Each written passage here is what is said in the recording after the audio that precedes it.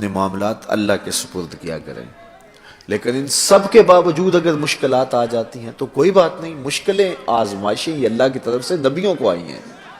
حضرت امام رازی نے لکھا ہے کہ مکے سے لے کر طائف تک 70 ایسے نبیوں کی قبریں ہیں جن کی وفات صرف بھوک کی وجہ سے ہوئی۔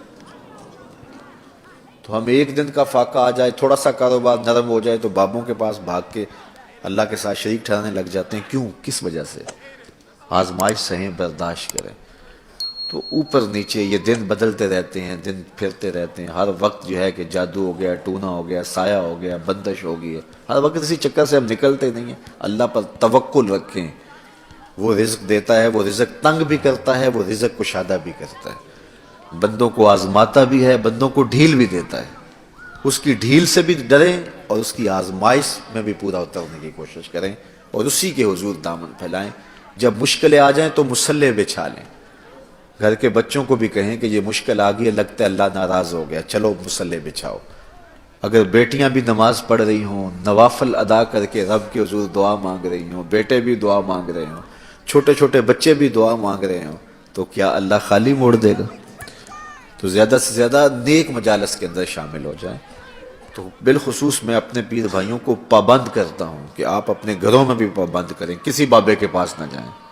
یہ بڑے گندے لوگ ہیں، یہ سامنے اب چیزیں آ رہی ہیں، بڑے گندے اور غلیظ قسم کے لوگ ہیں، ان کی نظروں میں غلاظت بھری ہوئی ہے، اور جو ہے وہ لوگوں کے ہجوم سے کبھی متاثر نہ ہوں کہ فلاں وہاں سے اتنے لوگ جا رہے ہیں۔ لا یصیر الباطل حقا بکثرت المتمسکین بہ، اگر کسی جھوٹ کے ساتھ، کسی باطل کے ساتھ زیادہ لوگ وابستہ ہو جائیں تو اس وابستگی سے باطل حق نہیں ہو جاتا۔ لوگ کہتے ہیں جی اتنے لوگ آ رہے ہیں، کچھ ہے تو آ رہے ہیں، تو جو بت خانوں میں جا رہے ہیں اتنے لوگ تو کچھ ہیں تو جا رہے ہیں، کیا مطلب یہ کوئی معیار ہے؟ تو جہلا کا جمع ہونا، جہلا کا کہیں جانا، یہ معیار نہیں ہے۔ معیار جو اللہ رسول نے دیا ہے ہمارے نزدیک بس وہی ہے۔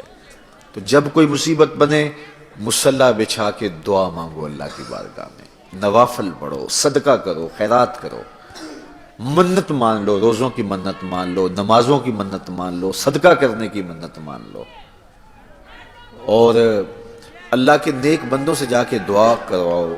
غریبوں میں آپ رزق بانٹو، اس سے برکت ہوگی، اس سے پریشانیاں دور ہوں گی۔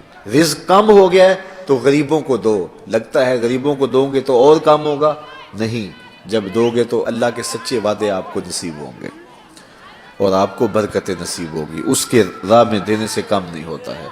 اس لیے میں خاص طور پہ یہ باتیں اس لیے کر رہا ہوں کہ ان دنوں کے اندر بہت زیادہ جو ہے وہ اس طرح کے لوگ ہیں اور مختلف جو ہے وہ چینلز کے اوپر ان کو سامنے لایا جا رہا ہے، تو ان لوگوں سے اپنے دامن کو چھڑائیں اور صالحین کی صحبت کو اختیار کریں۔ صالحین کی صحبت سے آپ کو نور ملے گا، روشنی ملے گی۔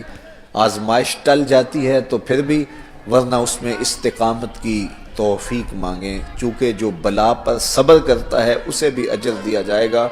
صحیح حدیث میں آتا ہے کہ اہل بلا کو قیامت کے دن جو صلہ دیا جائے گا تو دوسرے لوگ آرزو کریں گے کاش ہمارے جسم کو لوہے کی کینچیوں سے کاٹ دیا جاتا۔ تو یہ جو تکلیفیں آتی ہیں یہ گناہ اس سے جڑتے ہیں، اس سے درجے بلند ہوتے ہیں، اس سے اللہ کی قربت نصیب ہوتی ہے۔ تو مصیبت آئی تو بابے کے پاس بھاگ گئے، جو فاسق اور فاجر اور مشرکانہ عقائد رکھتا ہے اس کے پاس بھاگ گئے، تو پھر ایک مصیبت بھی سہی اور ایک اپنا ایمان بھی اجاڑا۔ اس لیے اس مصیبت سے جو باطنی فوائد ملیں گے، جو روحانی مرتبے بلند ہوں گے، ان کو حاصل کریں۔